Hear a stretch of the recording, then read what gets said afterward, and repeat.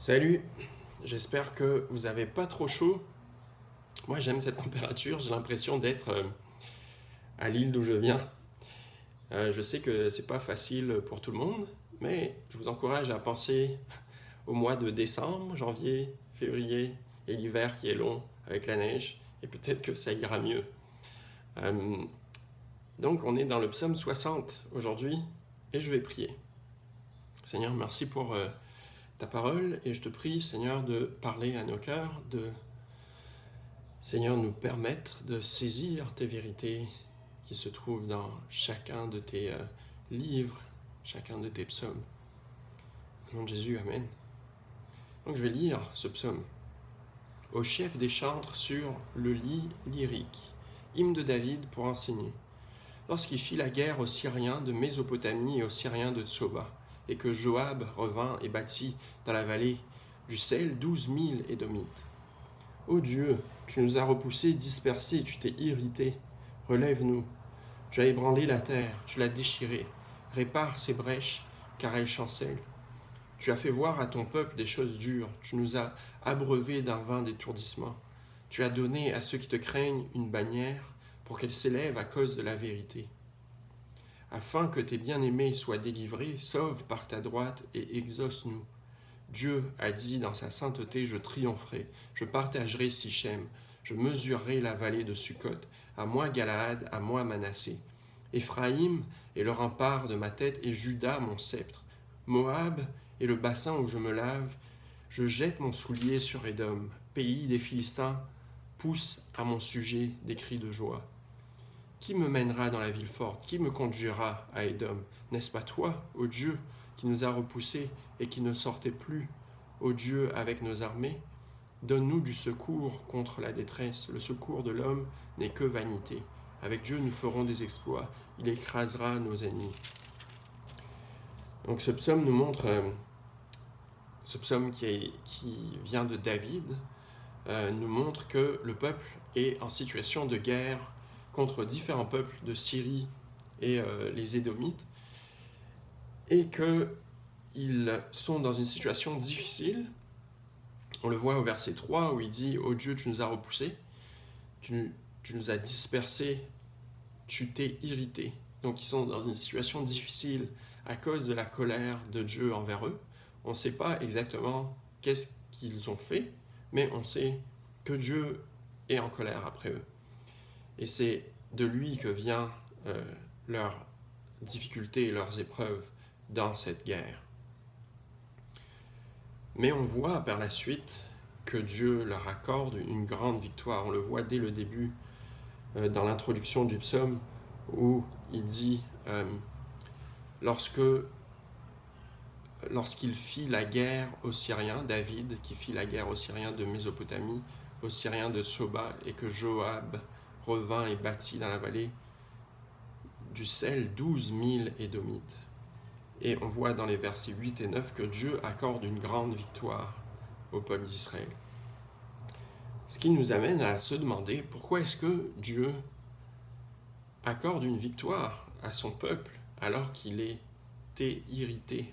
Il était irrité envers eux pour une raison certainement qui vienne d'eux, peut-être une désobéissance.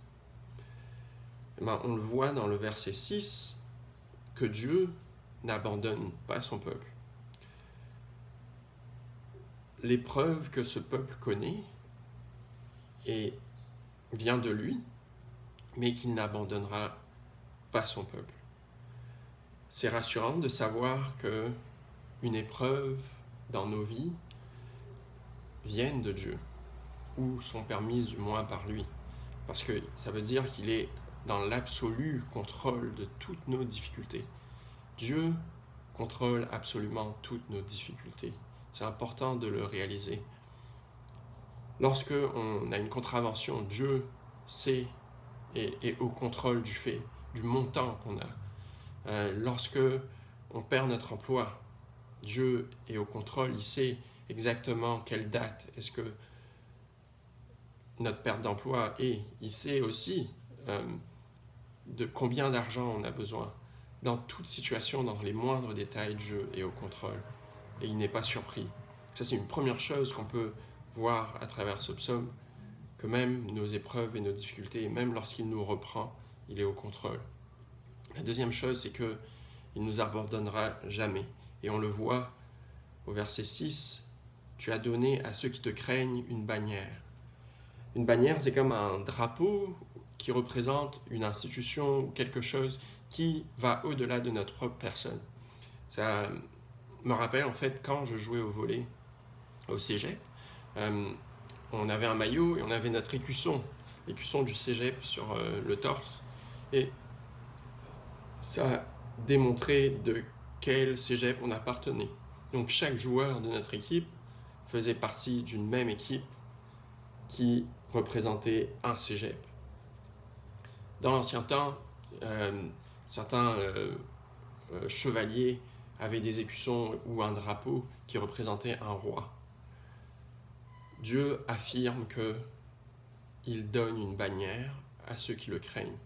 Donc nous, en tant que peuple de Dieu, et autant que le peuple d'Israël, nous portons la bannière de Dieu. Notre identité est en Dieu. Chaque aspect de notre vie dans lequel on s'investit, on doit se rappeler que on porte l'identité de Dieu. C'est la raison pour laquelle Dieu ne nous abandonnera jamais. Parce que notre sort, notre futur, représente ce que Dieu est. C'est pourquoi Dieu nous assure la perfection à la fin et nous assure d'être parfaitement saints. Parce que nous portons son identité, nous portons son identité profonde, à un point que, contrairement à mon équipe de volley, lorsque on perdait, c'est comme si le cégep perdait un tournoi. Lorsqu'on gagnait, c'est comme si le cégep gagnait un tournoi. Avec Dieu, c'est pas comme ça que ça fonctionne, et on le voit dans ce psaume. On voit que Dieu en fait tellement une affaire personnelle que c'est lui, sa victoire nous est attribuée. Et il est victorieux quoi qu'il arrive. Donc notre victoire ne dépend pas de notre propre performance, mais notre victoire, en fait, dépend de ce que Christ a fait sur la croix et de la victoire de Dieu lui-même qui nous est attribuée. Notre péché est tombé sur Christ. C'est à ce point qu'on est identifié à lui. C'est pourquoi Paul le dit, nous sommes morts avec Christ et nous sommes ressuscités avec lui. Donc on sait que Dieu ne nous abandonnera jamais parce que nous portons l'identité de Dieu en nous, par l'Esprit de Dieu en chacun de nous. Donc rappelons-nous ça dans chacune des épreuves, et même lorsque on a commis une faute, lorsqu'on a péché, il faut se rappeler que nous portons l'identité de Dieu et qu'il n'y a rien qui peut être enlevé. Personne ne peut nous enlever cette identité que Dieu nous a attribuée. Donc prions.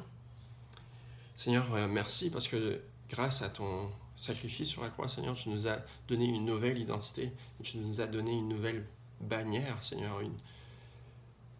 Nous te représentons. Rappelons-nous que nous portons ta bannière dans chacun des aspects de notre vie et que c'est ta victoire qui nous est attribuée. Je remercie Dieu pour qui tu es. Au nom de Jésus, Amen.